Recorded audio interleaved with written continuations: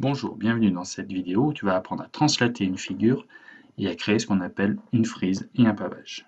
Avant d'aller plus loin, si tu aimes cette vidéo, n'oublie pas de cliquer sur le petit pouce situé sous celle-ci et de t'abonner à la chaîne. Donc qu'est-ce qu'une translation? Donc translater une figure, suivant la translation qui transforme A en A', c'est faire glisser cette figure, donc c'est important, suivant la droite AA', dans le sens de A vers A' et d'une longueur égale à AA'. On va prendre un exemple, ça sera beaucoup plus concret. Ici, à gauche, nous avons la figure de base. Et on nous donne la translation qui transforme A en A'. Et en fait, ce qu'on fait, c'est qu'on va venir compter le nombre de carreaux suivant l'horizontale et le nombre de carreaux suivant la verticale. Donc ici, passer de A à A', c'est de se déplacer de 5 carreaux vers la droite et de 1 carreau vers le bas. Et ce qu'on fait, c'est qu'on fait cette transformation pour chacun des points de la figure de base. Alors ici, par exemple, pour le point E, on obtiendrait le point E' ici. Pour le point H, on obtiendrait ici le point H'. On pourrait le faire aussi pour tous les autres points de la figure. Ou alors, on peut refaire le motif de base à partir des points qu'on vient de créer. Alors, on va voir aussi que dans une translation, on peut avoir donc la translation initiale qui ne se base pas sur des points de la figure. On va voir comment on fait.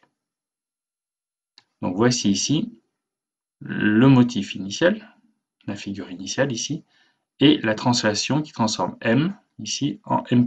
Donc on voit bien qu'on a un point de départ et la flèche qui nous dit le point d'arrivée. Donc ce qu'on va faire dans un premier temps, comme tout à l'heure, c'est compter le nombre de carreaux qui correspondent à cette translation. Donc ici, se déplacer de M en M', c'est se déplacer de 3 carreaux vers la gauche et de 2 carreaux vers le haut. Et comme précédemment, on va reporter cette distance, ce déplacement, sur chacun des points de la figure. Donc ici, le A, il se transforme en A' en se déplaçant de 3 carreaux vers la gauche et de 2 carreaux vers le haut. On fait de la même chose pour E, 3 carreaux vers la gauche, 2 carreaux vers le haut. On obtient le point E'. H, 3 carreaux vers la gauche, 2 carreaux vers le haut, on obtient H'. On peut faire ça pour chacun des points de la figure de base, ou comme précédemment, on peut refaire, en s'appuyant sur les points qu'on vient de créer, la nouvelle figure. Parce qu'il y a des propriétés qui sont associées à la translation.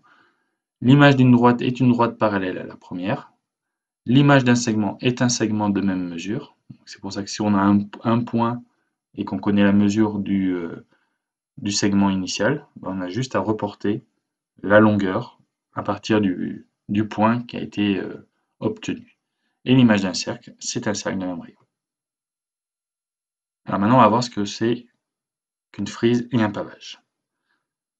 Donc lorsqu'on répète un motif par une succession de translations identiques, on va créer une bande de plans qu'on appelle frise. Donc voici un motif de base, et on va voir comment on crée une frise à partir de ce motif.